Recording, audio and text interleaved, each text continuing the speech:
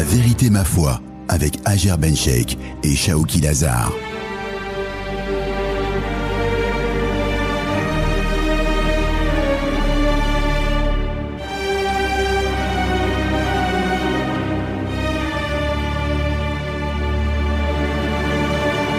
Bonjour à toutes et à tous, un grand plaisir de vous retrouver en ce vendredi pour un nouveau numéro de La Vérité ma foi.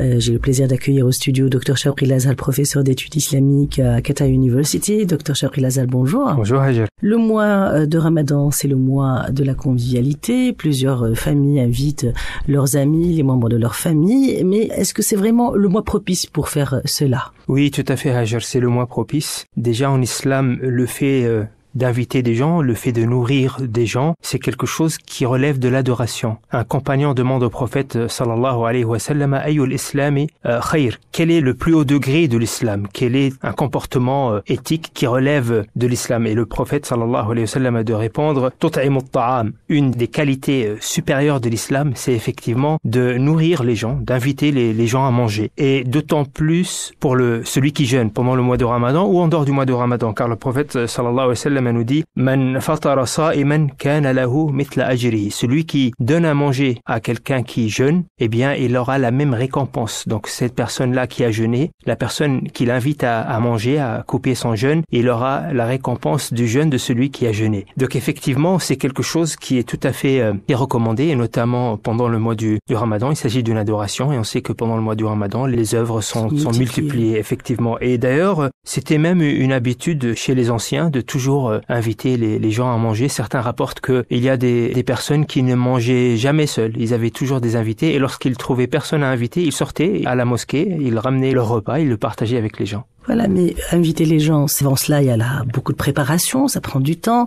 On va peut-être perdre du temps à préparer à manger et ne pas lire le Coran, alors que c'est le mois du Coran, le mois de Ramadan.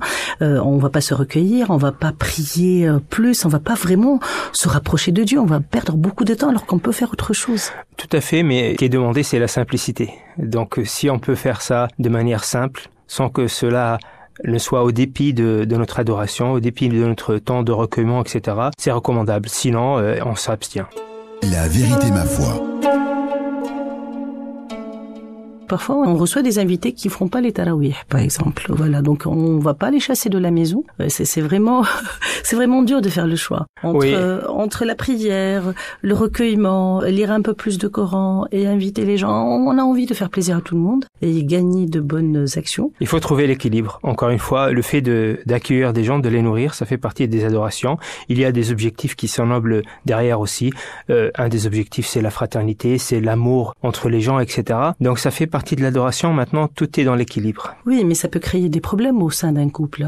Vous n'invitiez pas ma famille, sinon il y aura des problèmes. Donc comment Si c'est le cas, il faut les éviter. Les problèmes sont à éviter. Donc dans ce cas-là, invitez la famille et ce sera aux dépens de... Voilà, si on n'arrive pas à trouver cet équilibre-là, eh bien, on donne la priorité effectivement au recueillement, à la prière, à la dévotion, etc. Doit-on choisir peut-être son entourage lors de l'invitation des gens qui nous ressemblent, qui prient, qui vont avec nous à Salat al-Tarawih, qui sont aussi pieux que nous, par exemple? Pas forcément. On peut aussi inviter des gens qui peut-être sont un peu plus loin de la spiritualité pour les encourager, pour faire partager à ces gens-là notre quotidien, etc. Mais c'est l'occasion peut-être, Dr Shaoki Lazar, de rappeler aux gens ce qu'est vraiment Ramadan. Pas uniquement jeûner, s'abstenir de manger et de boire. Ça a peut-être sûrement d'autres connotations supérieures et plus nobles.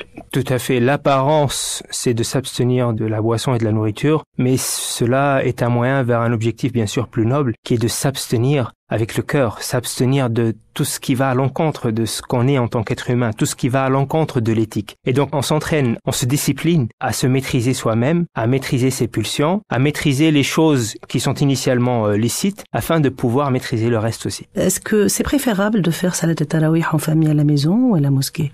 On peut tout à fait le faire à la maison. D'ailleurs, c'est préférable si ça va pas nous empêcher de la faire, parce que des fois on est plus motivé d'aller à la mosquée, donc ça va nous motiver de le faire en groupe que de la faire à la maison. Donc il se peut qu'on va la délaisser si on la fait pas en groupe. Mais si ça n'enlève pas de notre motivation, eh bien c'est tout à fait recommandable. Certains trouvent que le mois de Ramadan, c'est également le mois des feuilletons.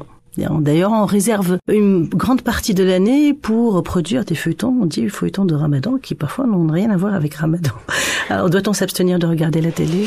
Mais c'est pas l'objectif. Le mois du Ramadan, c'est une occasion qui ne se représente qu'une seule fois par an. Et donc, il faut capitaliser sur le temps qu'on a, capitaliser sur cette occasion que Dieu met à notre disposition. Et effectivement, tout divertissement qui est vain est à éviter. Dr Shawqi Lazar, professeur d'études islamiques à Qatar University, merci.